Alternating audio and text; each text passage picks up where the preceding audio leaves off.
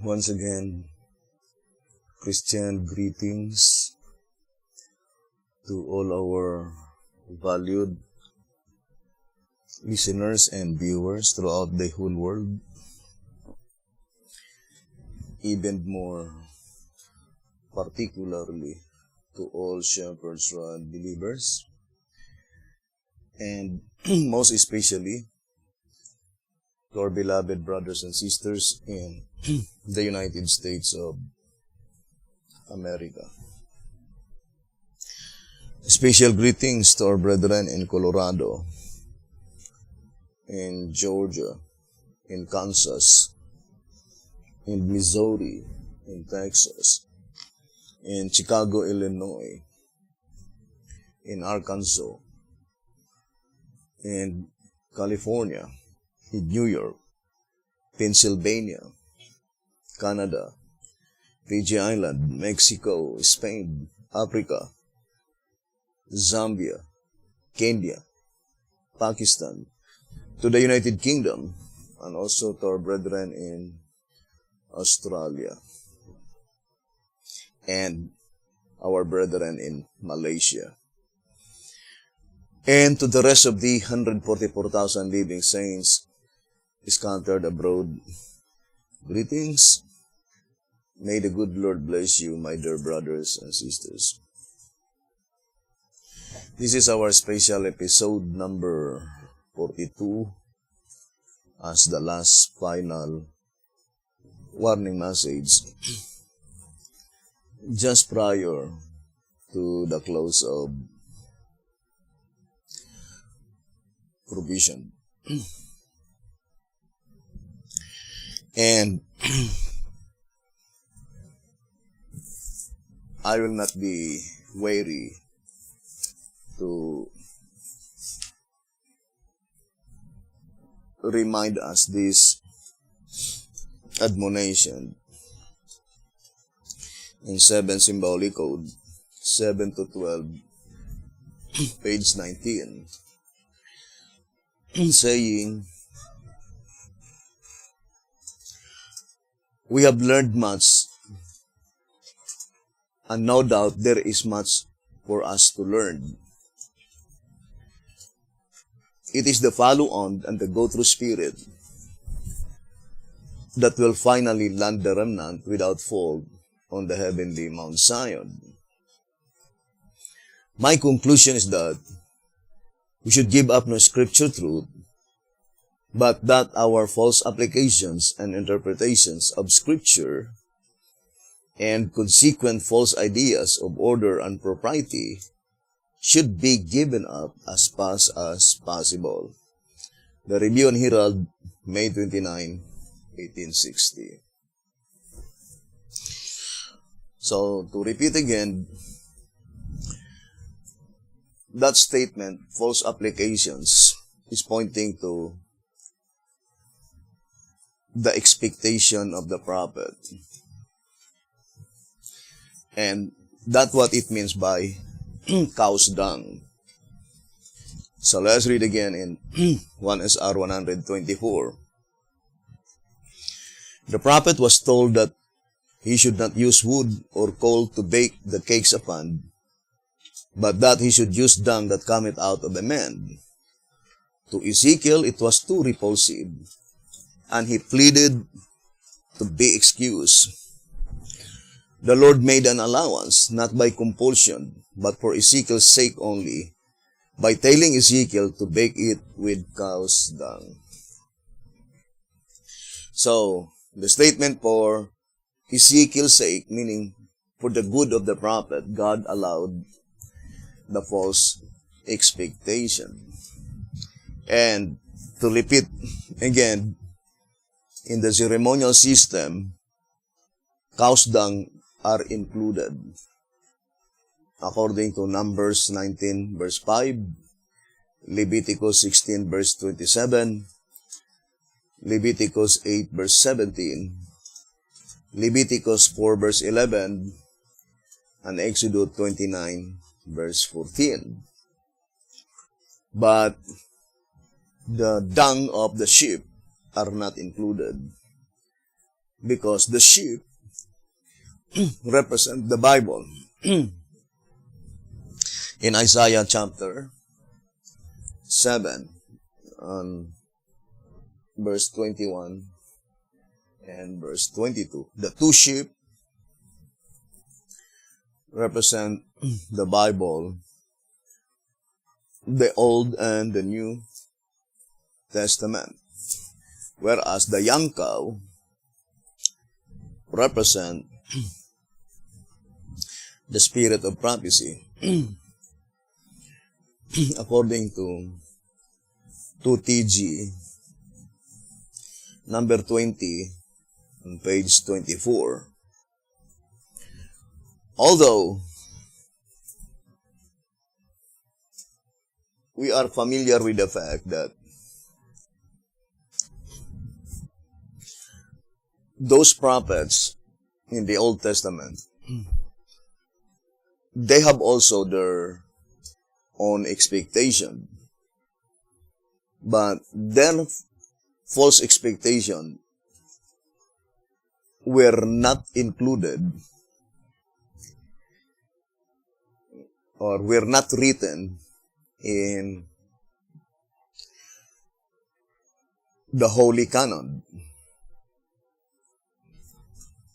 Whereas the writers of the Scroll of Prophecy, more particularly to Sister White and B.T. Hotep,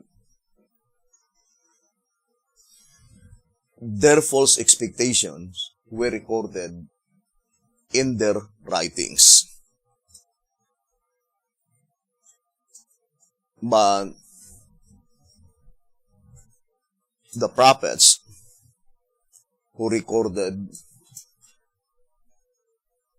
the Bible, they have their own false expectations, but it was not written. It was not included in their writings. So, the illustration on the ceremonial system is perfect. Only cow's dung are included to represent that the spur prophecy, there are cow's dung or false expectations of the prophets. And that false expectations is even more directly applied to the sealing of the 144,000. Because both prophets, Sister White and B.T. Hotep, they expected the sealing of the 144,000 occur in their days, and it will be completed in their days. So, the statement, for the prophet's sake, can be easily understood that through such expectation, they have a desire to be among that special company, the saints that will no longer to taste death. Give them more courage and zeal in serving the Lord. So, such false expectation, for their sake, meaning, although it is a false expectation, it leads them to serve God more fully. But of course, in our days, we need now to analyze the scriptural truth. And it is time now for us to give up their false expectation and stick to the scriptural truth. Now, for example, here in track number 2, on page 48, it says, hence the danger, track number 2, page 48, hence the danger of the fourth chariot is not of going into Babylon, but rather into Egypt. Track number 2, page 48. So, it is natural for B.T. Hotep to say that the fourth chariot represents the Seventh-day Adventists. Because of that false expectation that the sealing of the 144,000 will be fulfilled in his lifetime. But let us stick only to the scriptural truth, that concerning the fourth chariot, the danger of that fourth chariot is not of going into Babylon, but rather into Egypt. Now, for example, brothers and sisters, in the type, it is God who encouraged Jacob and his household to go down into Egypt. So I would like to read Genesis 46, verse 2, 3, and 4. And God spake unto Israel, Genesis 46, verse 2, verse 3, and verse 4. And God spake unto Israel in the visions of the night, and said, Jacob, Jacob. And he said, Here am I. And he said, I am God, the God of thy father. Fear not to go down into Egypt, for I will there make of thee a great nation. I will go down with thee into Egypt, and I will also surely bring thee up again, and Joseph shall put his hand upon thine eyes. Genesis 46, verse 2, 3, and 4. Now, the shepherd's rod made it so plain.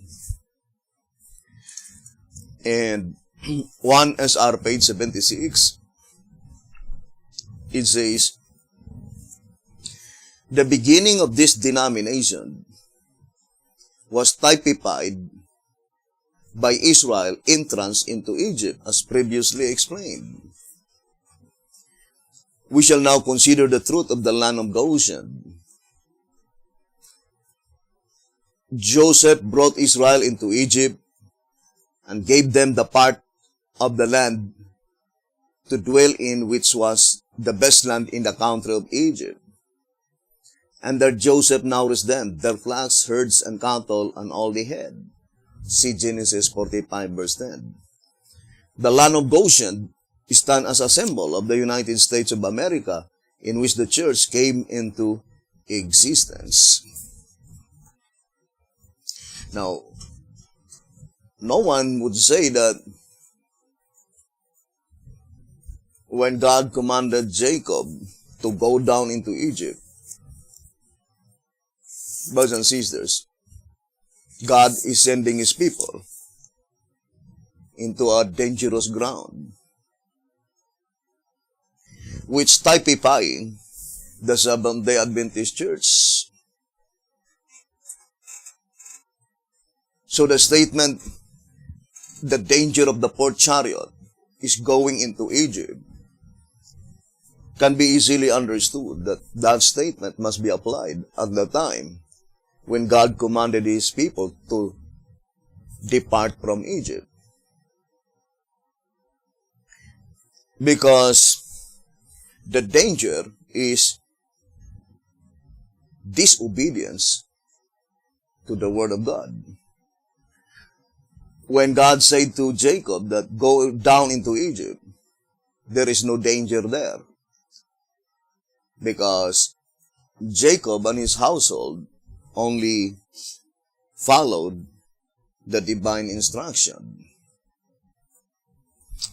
And I would like to read this reading, and one is our page 115 and 116. It says, the experiences of the children of Israel in Egypt was a photograph of our denomination. Thus, their experience is being reproduced in every particular with these people. You see, brothers and sisters, in every particular with these people. One is R 115 and 116.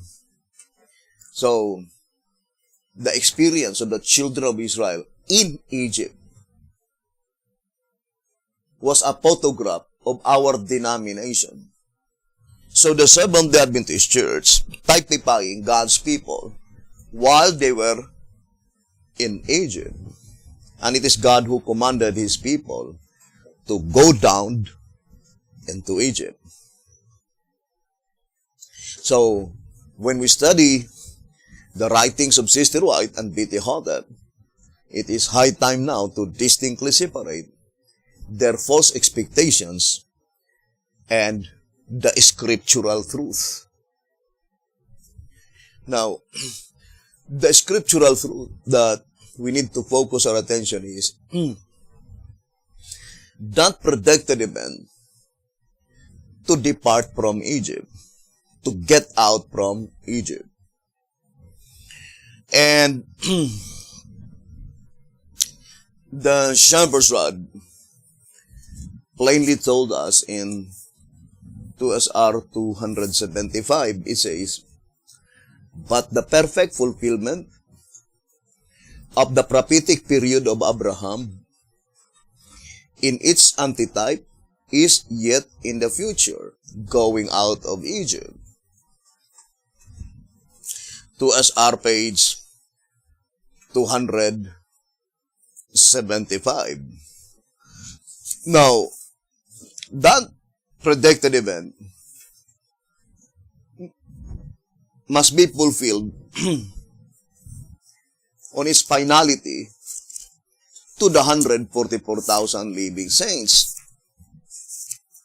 So, the experience of Sister White and B.T. Hodder cannot be applied to the fulfillment when Israel went out of Egypt, but rather, together with Jacob, together with Joseph,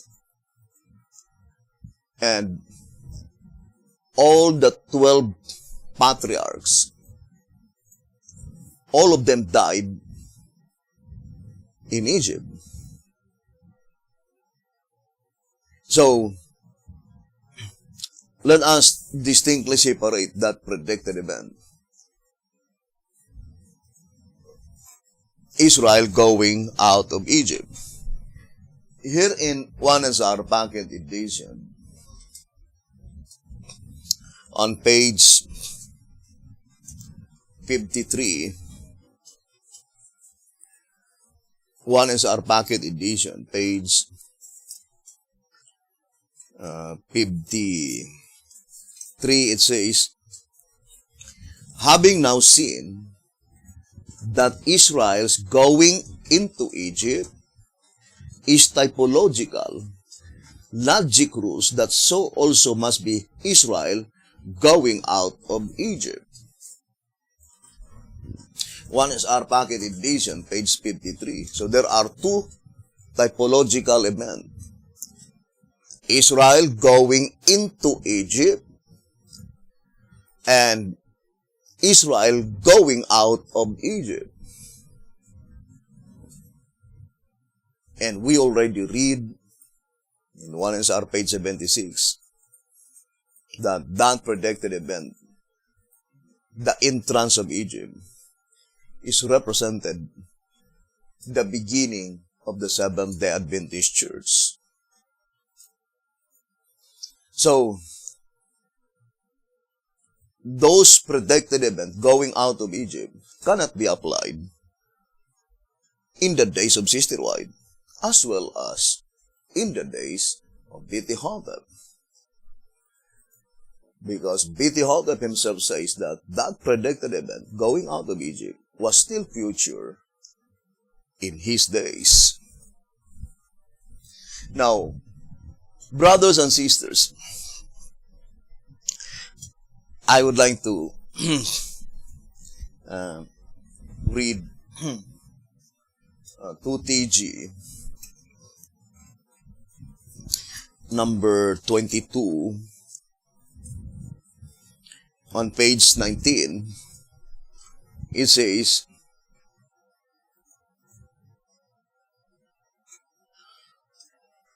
the paradox, 2TG 22:19, the paradox in this prophetic symbolism is with the fourth chariot.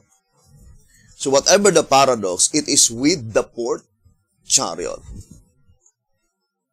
So we need now to focus to the fourth chariot, because the paradox is found in the fourth chariot, according to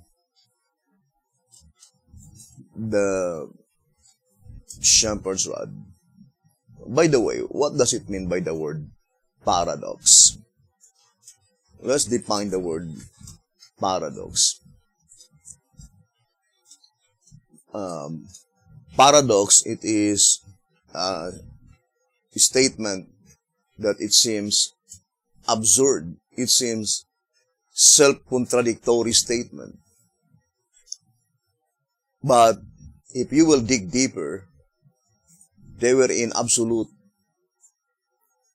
and perfect harmony, or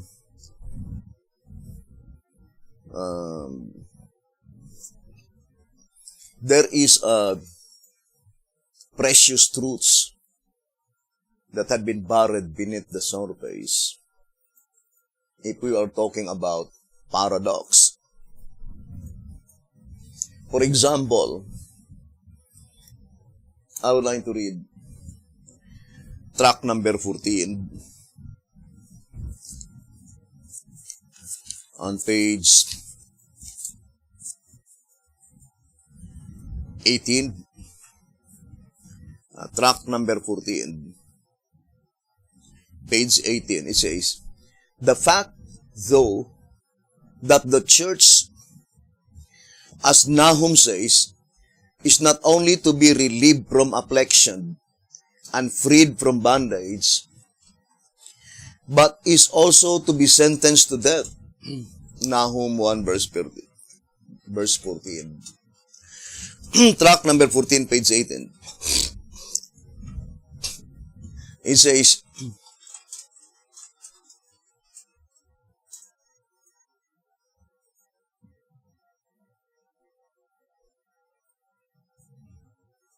the fact, though, that the church, as Nahum says, is not only to be relieved from affliction and freed from bondage, but is also to be sentenced to death, Nahum 1 verse 14, creates a paradox.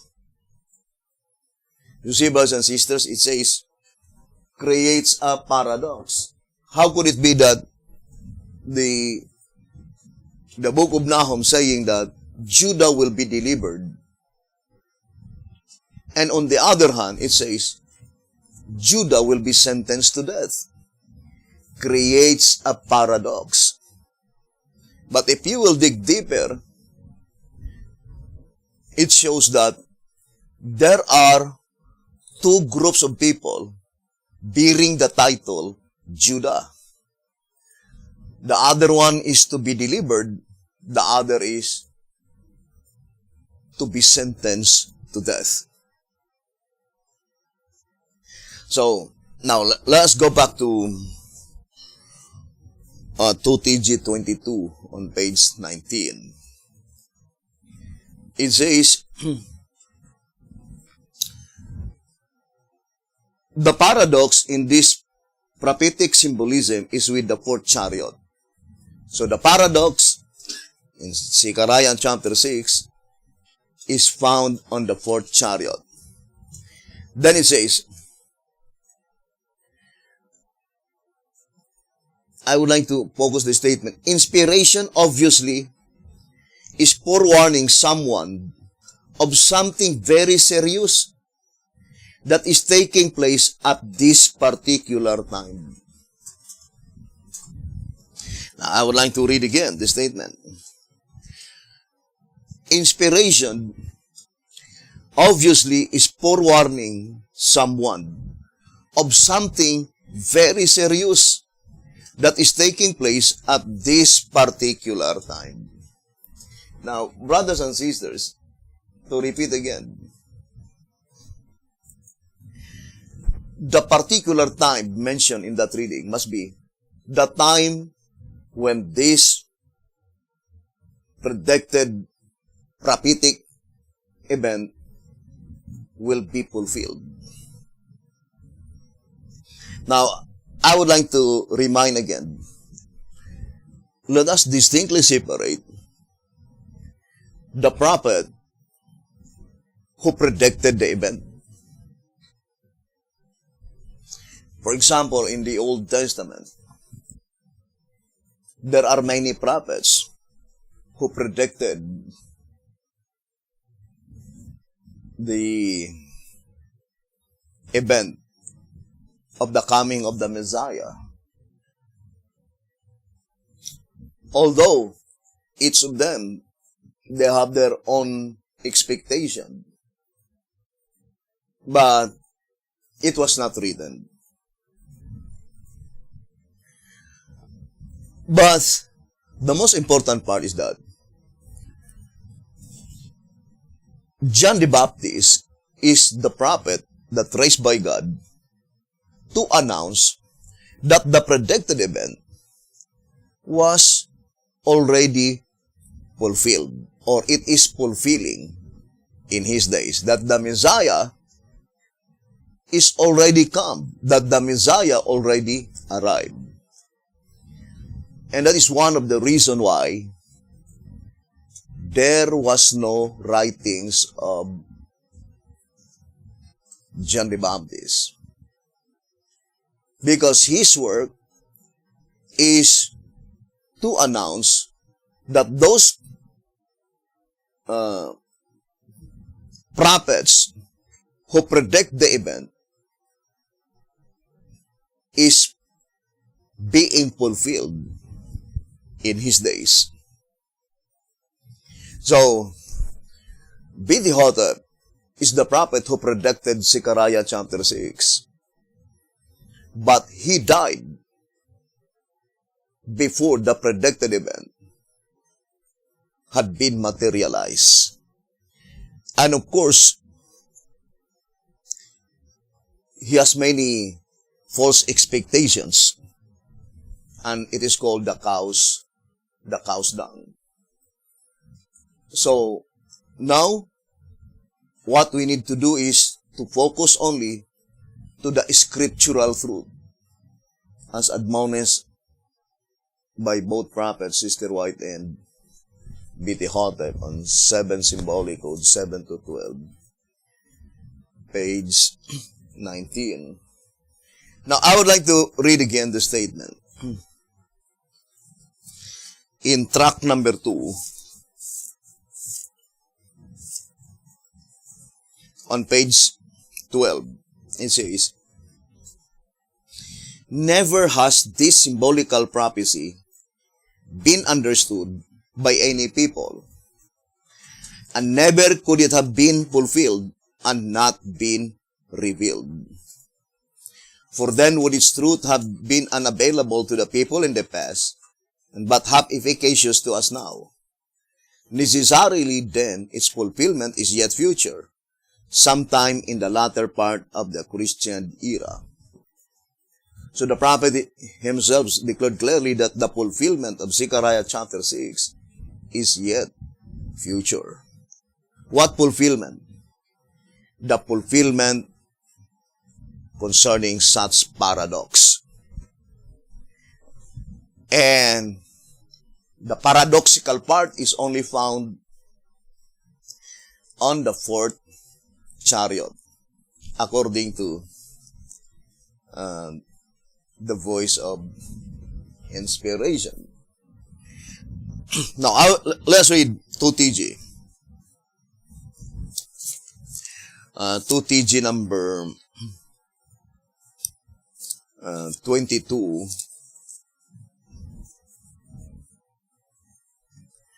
So let's read the statement. It says, 2TG 22, page 21.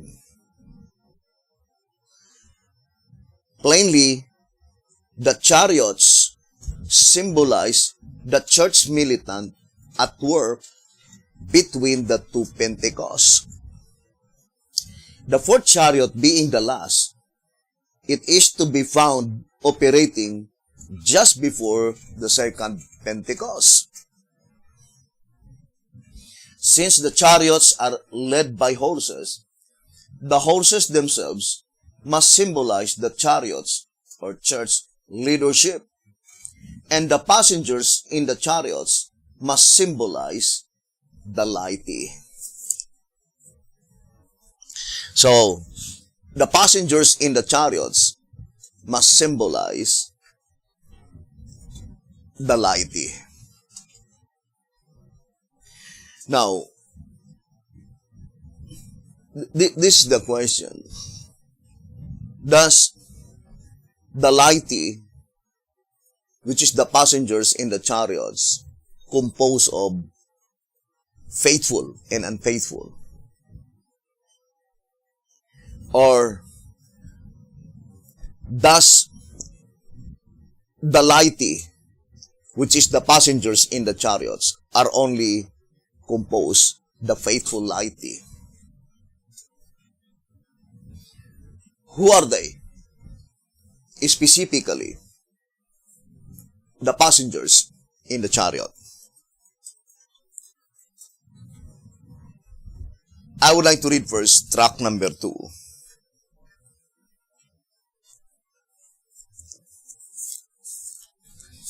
Here in track number 2, on page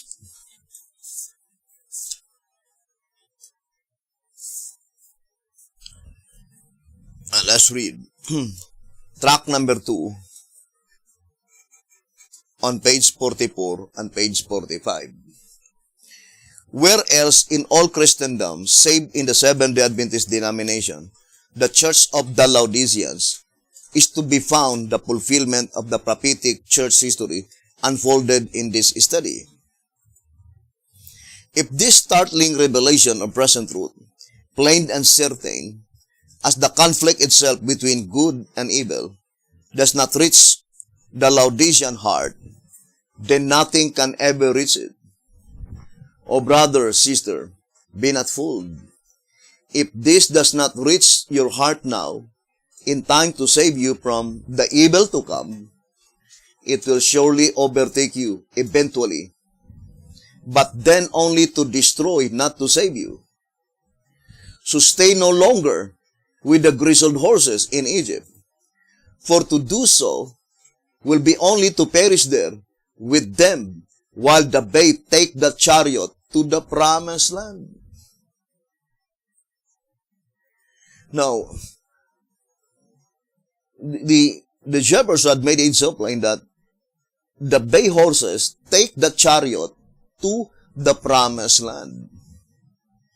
So, if the entire chariot had been brought to the promised land, then all the passengers within that chariot must be faithful laity. Because there was no such indication that some of the passengers in the chariot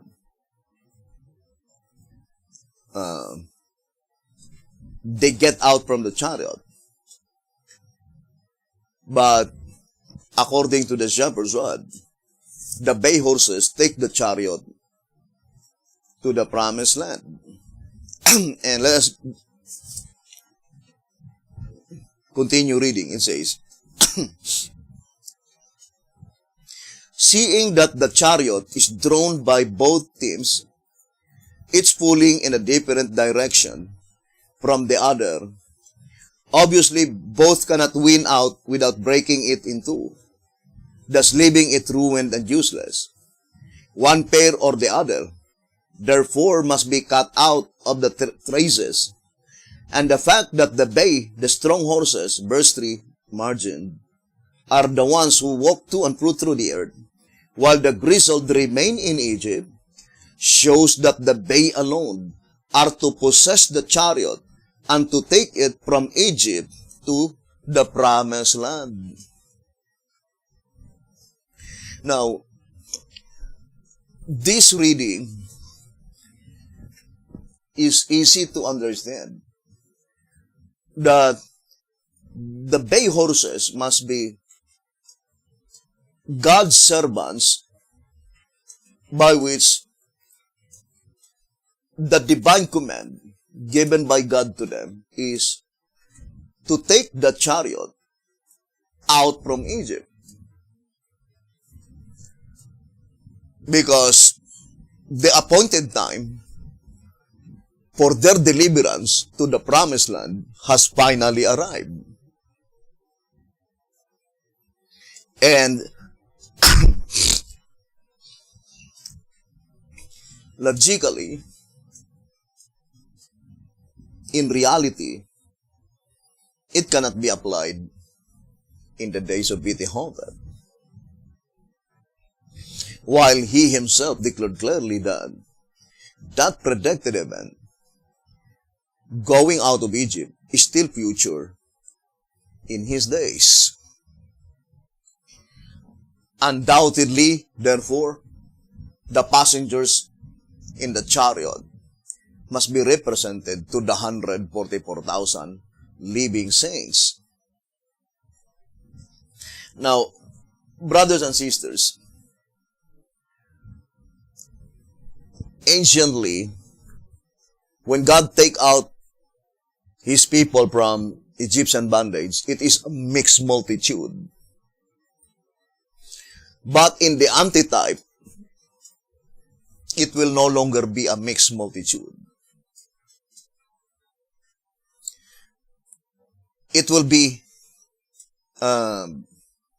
reverse. Because in the type, God take out His people from Egyptian bondage physically, literally, and God wants them to get Egypt out in their lives spiritually in the wilderness.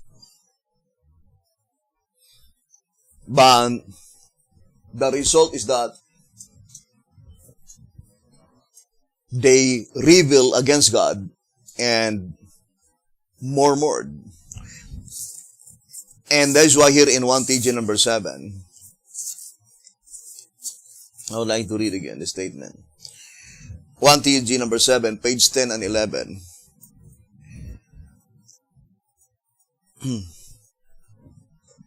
And in order to salvage the youth, 1 TG number 7, pages 10 and page 11. So it says here,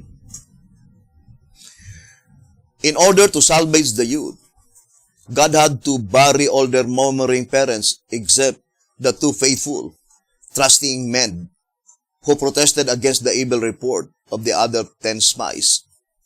Mark you, every adult that left Egypt except Caleb and Joshua had to be buried before the youth could cross the Jordan. Why? Because though God did take them with ease out of Egypt, He could not get Egypt out of them. 1 TG number 7, page 10 and 11. So, God will no longer employ the same way, but rather God will no longer take out people from Egyptian bondage physically, literally, with a mixed multitude, but only those who overcome the flesh, who overcome the world, the flesh, and the devil. They will be the only ones that God will take out from Egypt physically. Or in other words, all of them that God saw in their lives that they voluntarily get out of Egypt spiritually, they will be the only one that God will take out from Egyptian bondage physically and literally. And this is now the very message that we are now proclaiming. So, to repeat again, brothers and sisters, it is only the gray-souled horses that perish in Egypt.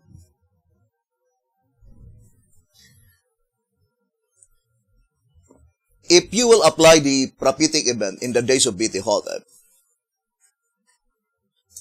both the bay horses and the gray-souled horses, they died. They died in Egypt. And there was no bay horses that get out from Egypt. So, through the typological truths, I would like to read again that statement in 2SR 267. It says, a great searchlight by the power of the Spirit shining through the types is the only medium that can remove the obstruction and clear the way to an understanding of this and many other mysteries that are considered incomprehensible and that baffle the human mind. So, the great searchlight shining through the types is the only medium that can remove the obstruction. So, by seeing it in the type, then you can immediately discern the statement in 2SR 275 that the perfect fulfillment of God's people going out of Egypt was still future in the days of Beti-Hotep. And remember, the very feast that they observed when God's people left Egypt is the Passover feast. So, we need to study closely that Passover feast.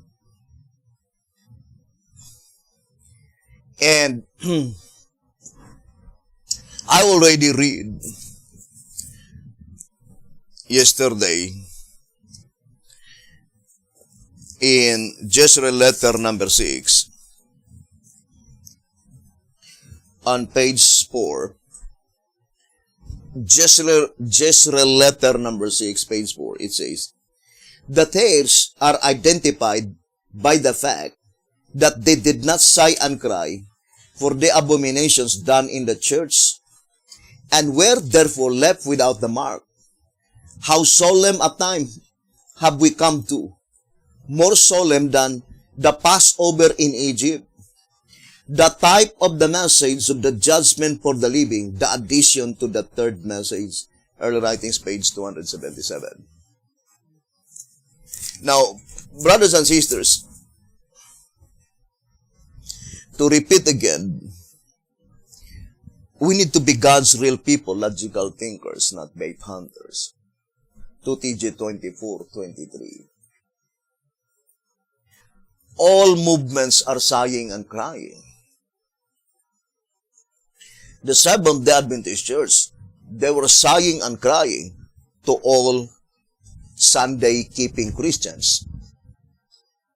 That is how they evangelize.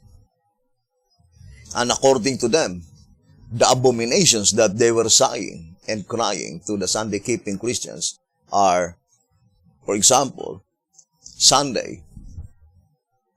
It is an abomination. And that is the reason they were sighing and crying. There are many reformers, not Shepherd's Rod believer, independent ministry, reform movement, international missionary society. All of them were sighing and crying in the mother church. Because according to them, the abomination is breaking the Sabbath, cooking food during the Sabbath, and also violating health reform. And they jealously sigh and cry in the mother church.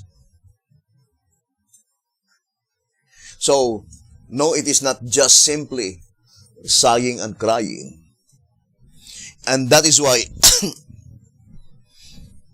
here in 1SR, page 31, it says, 1SR, page 31, speaking of the 144,000, volume 5, page 210 and 211 says, these sighing, crying ones had been holding forth the words of life, a message. So they were holding forth a message of life, or the words of life, a message. And that words of life, that is the present truth.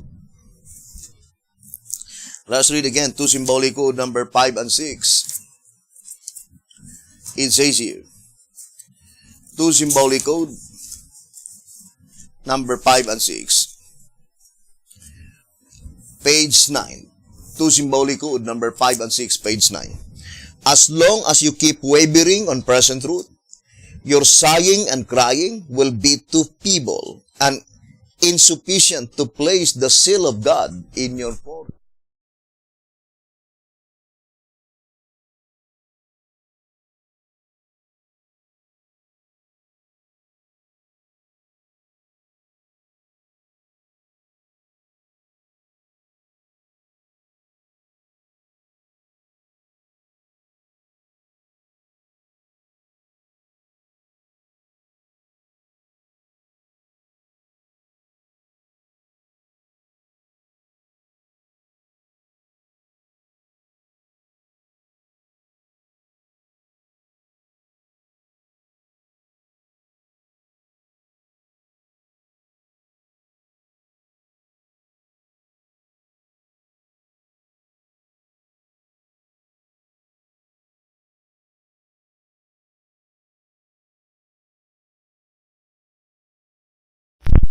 But the seventh sealing period, being the last, must concern the living. So the only seal that concerns the living is the last seal, the seventh seal. We read several times, brothers and sisters, in 1SR page 28, saying, according to these scriptures, the saints of God in all ages are sealed with present truth. And whatever that present truth is, that is the seal. So, if you will sigh and cry, while in reality, you are not holding the present truth, well, Only God knows. Because there are many faithful who sigh and cry in spite of the fact that the present truth under the seventh seal they were not holding. If they were faithful, the only reason that God did not bestow unto them the understanding of the seventh seal, because they are not under the seventh seal. They are the people who are destined to die. But if our destination, we are candidates to be translated to heaven without seeing death.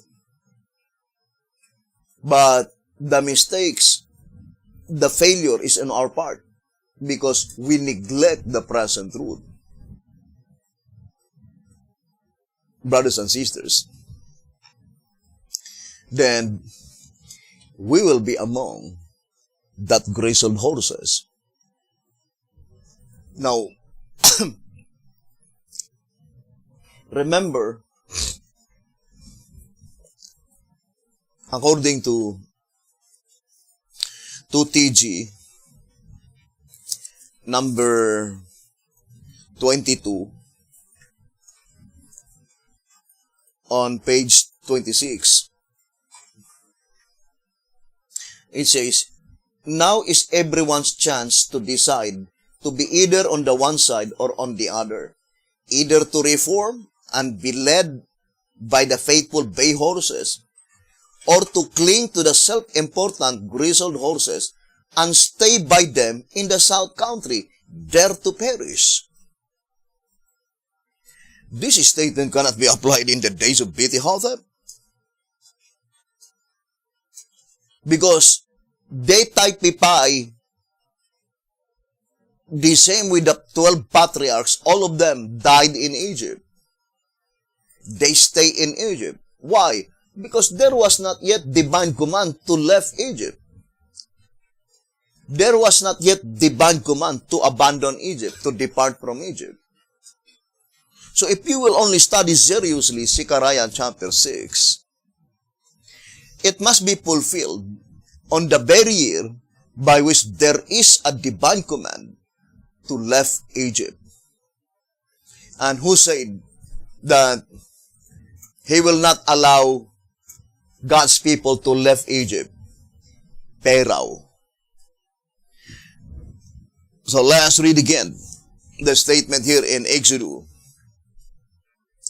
Exodus chapter 5, verse 1 and 2. And afterward Moses and Aaron went in and told Pharaoh, thus saith the Lord God of Israel, let my people go, that they may hold a feast unto me in the wilderness. Notice the feast mention is inscribed in singular form. That they may hold a feast unto me in the wilderness. And that feast is the Passover feast. And Pharaoh said, who is the Lord that I should obey his voice to let Israel go? I know not the Lord, neither will I let Israel go. But for sure, nobody will say that who is the Lord? Because if someone will say that, even Sunday keepers, then it is only an embarrassing on his part. It seems that he is in total ignorance.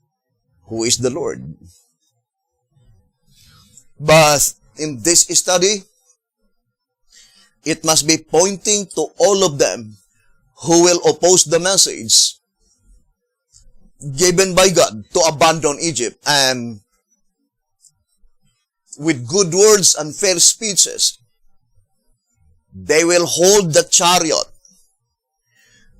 that if possible, the chariot will remain in Egypt. And who are they, the chariot? They are the 144,000 living saints, but prophetically, the bay horses they had been able to take out the chariot from Egypt to the promised land, according to the Shepherd's Rod publications. Now, in 1SR,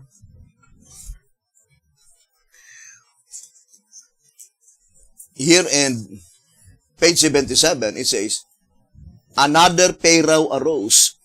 Now there arose up a new king over Egypt, which know not Joseph, Exodus 1 verse 8.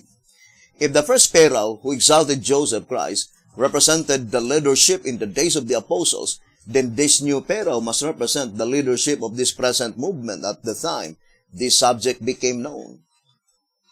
Note, this new Pharaoh knew not Joseph, Christ. The meaning is that the leadership of this organization has left following their master, Christ. Volume 5, page 217. So this statement in 1SR page 77, without any doubt, Pharaoh there represent the General Conference leadership of the Seventh-day Adventist Church. But in 1SR Pocket Edition, on page 45, it says here, by parallel logic, this new Pharaoh, who knew not Joseph, and who sought to destroy the Lord's people, the Israelites, typifies a master enemy, none other than Satan, a false god, the usurper of this world, who knows not Christ and who seek to enslave his people, the Christians, while they are sojourning in antitypical Egypt. So here, brothers and sisters, the bottom line is Satan, meaning all of them who want God's people to stay in Egypt when the divine command given by God, abandon Egypt, they must be represented by Pharaoh, the instruments of Satan, the instruments of the devil. Now here in 2SR, page 200, let's read again. 2SR, page 264 and 265, it says, my brethren, I beg of you, hear the voice of the good shepherd. Awake, awake, put on the strength of Zion, put on the beautiful garments of Jerusalem, the holy city. For henceforth, from now on, there shall no more come unto thee the uncircumcised and the unclean. Shake thyself from the dust, arise and sit on thy throne, O Jerusalem. Loose thyself from the bands of thy neck, O captive daughter of Zion. Isaiah 52 verse 1 and 2. Now, we read several times, according to 2 Symbolic Code 9, page 9, that the antitypical Zion in Isaiah 52 is the 144,000. So let's read again. 2 Symbolic Code number 9, page 9. Therefore, the call in the antitype, awake, awake, put on the strength of Zion, put on the beautiful garments of Jerusalem, is to the 144,000. And who are they to call them to awake? It is the 11th hour servants. Now, let us read again, 2TG number 43, on pages 11 and page 12. So it says here, moreover, since the announcement of the separation of the saints from the sinners originates with the 11th hour servants, and since they are to cry aloud and say, awake, awake, put on the strength of Zion, put on the beautiful garments of Jerusalem, the holy city, for henceforth there shall no more come unto thee the uncircumcised and the unclean, Isaiah 52 verse 1. And also to say, behold upon the mountains the feet of him that bringeth good tidings, that publisheth peace, O Judah, keep thy solemn feast, perform thy vows, for the wicked shall no more pass through thee, he is utterly cut off. Nahum 1 verse 15. It follows that without the 11th hour message and servants, the church, Zion, would be left sleeping forever, never to behold the feet of him who brings these good tidings, of him who publishes peace, and never to put on her beautiful garments, never to be fitted for the kingdom. 2TG 43, pages 11 and page 12. Now, brothers and sisters, look at the statement. Who are they that the message are directly addressed? To the church Zion, to the 144,000 living saints. Therefore, this message must be proclaimed during probationary time. Because the shepherds are declared clearly in tract number 1. Let's read tract number 1 on page 26. It says, this rousing alarm must sound before probation closes, for it could do no good afterwards. Indeed, could be but a mockery then. Neither could it apply to the time of the loud cry, for the church is not then asleep and without the beautiful garments. So, Isaiah 52, verse 1 and 2, as well as Nahum 1, verse 15, brethren, must be sound before probation closes to the church. As a matter of fact, the shepherds had called it the Passover seal. Now, I would like to read 7 Symbolic Code 7 to 12, page 21. 7 Symbolic Code 7 to 12, page 21. So this is the statement given by the shepherds. It says, it is the antitypical Passover seal, the blood on the doorpost today. So I would like to read again. It is the antitypical Passover seal, the blood on the doorpost today. So, what kind of seal? Antitypical Passover seal. So we need now to study closely that antitypical Passover, brothers and sisters. And this is the very message that we are now sounding to the entire 144,000 living saints. And according to this reading, let us go back again to SR 265. It says, as these words are so plain, to SR 265, as these words are so plain, how can we doubt or misconstrue their meaning? It must be that the church of God is asleep in the dust. Thy God is calling thee, O Zion, God church. And of course, that is pointing to the 144,000. Because the foolish virgins, they will not respond to this call. The only object on earth upon which he bestows his supreme regard is in captivity. She is bound by her neck to men of good words and fair speeches. How does God's people have been illustrated in Egyptian bondage? By good words and fair speeches. That statement, good words and fair speeches, brothers and sisters, will be seen literally this year. We will show to you all the evidences and all the proofs that we are now on the very year by which God is now sending a message to all the 144,000 living saints that we need to prepare for our departure in the land of Egypt. And that departure will be fulfilled this very year, the year 2021. Although our final deliverance would be on September 22, 2022. On that midnight deliverance, when God's people will be delivered and brought to that literal, physical, premillennial kingdom. So, brothers and sisters, to repeat again, we need now to restudy again Zechariah chapter 6. And we need to understand clearly who are they, the grizzled horses, and who are they, the bay horses.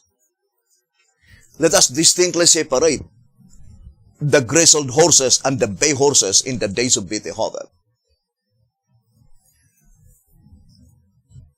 Because both of them, the bay horses and the grizzled horses, were already lying unconscious in their graves.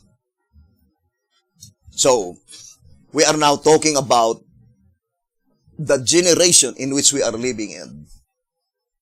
And who are they? Particularly, does the grizzled horses